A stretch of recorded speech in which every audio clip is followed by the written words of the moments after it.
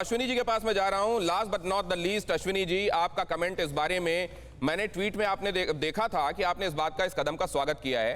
Sir, ये जो apprehensions हैं बहुत सारे लोगों के, मैंने ये देखा कि एप्रीहेंशंस तब भी थे जब यूनिक आइडेंटिफिकेशन नंबर होगा, कार्ड होगा। जब शुरुआत में ये बात कही गई, बहुत सारे एप्रीहेंशंस थे। ये बात और है कि तब जो पार्टियां एप्रीहेंशंस दिखा रही थी वो कई बार बाद में इसके फेवर में दिखाई दी। बाद में जब इसको कई सुविधाओं से लिंक करने की बात आई तब भी एप्रीहेंशंस दिखाई दिए। आज जब इसको लिंक करने की बात आई सामने, अब ये एक्ट बनने जा रहा है, तब भी ये एप्रीहेंशंस है। ये एप्रीहेंशन सतत चलेंगे या इसके पीछे सब्सटेंस है? सर दिनेश जी, आपके चैनल पे और आपके साथ बहस करने का एक नुकसान यह है कि आप सारा इट्स बट्स शुरू में दिखा देते तो हम लोग पास बोलने के लिए कुछ बचता नहीं। आपने शुरुआत में जो पैकेज दिखाया है उसमें आपने पक्ष और विपक्ष दोनों दलीलें रख दिया, लेकिन फिर भी मैं आपको बताता हूं। पहली बात तो ये कि कोई भी फंडामेंटल राइट एब्सोल्यूट नहीं होता।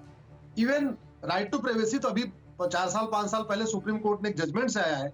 जो फंडामेंटल राइट संविधान में लिखे हुए वो भी एब्सोल्यूट नहीं है, मतलब वो भी अनियंत्रित नहीं है, असीमित नहीं है, उनमें भी चेक और बैलेंस होता है। जहां तक आपने कहा कि जो जजमेंट आया था, मैं भी उसमें पार्टी था, मैं भी उसमें इंटरवेनर था।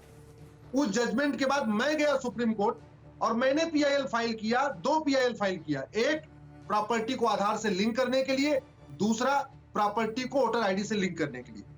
जो मेरी दूसरी पीआईएल प्रॉपर्टी को आधार को वोटर आईडी से लिंक करने वाली थी, उस पर सुप्रीम कोर्ट ने कहा आप इलेक्शन कमीशन के पास जाओ।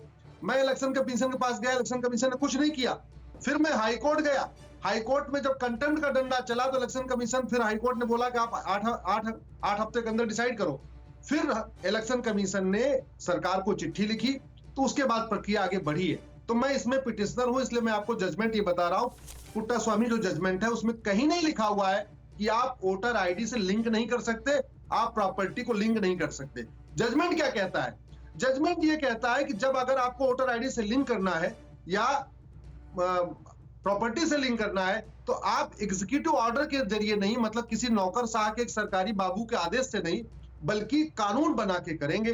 तो कानून बन गया, कानून बना के लिंक करने में कहीं कोई समस्या नहीं है, वो जजमेंट कहीं बीच में नहीं आता। अब मैं तीसरी बात बताता हूं, जहां तक एक मैं 30 सेकंड और लेता हूं।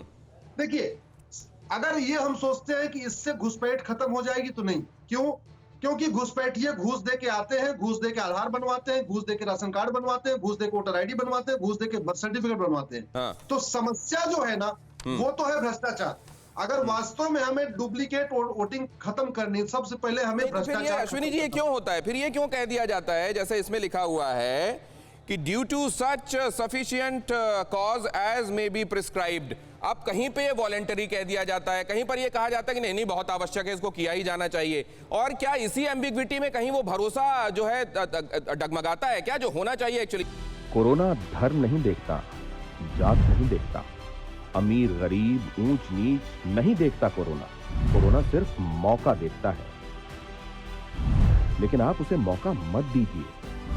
बस इतना कीजिए, जब कभी दफ्तर से, बाजार से घर लौटिए तो इतना ख्याल जरूर रखिए कहीं आपके साथ कोरोना आपके घर तो नहीं जा रहा।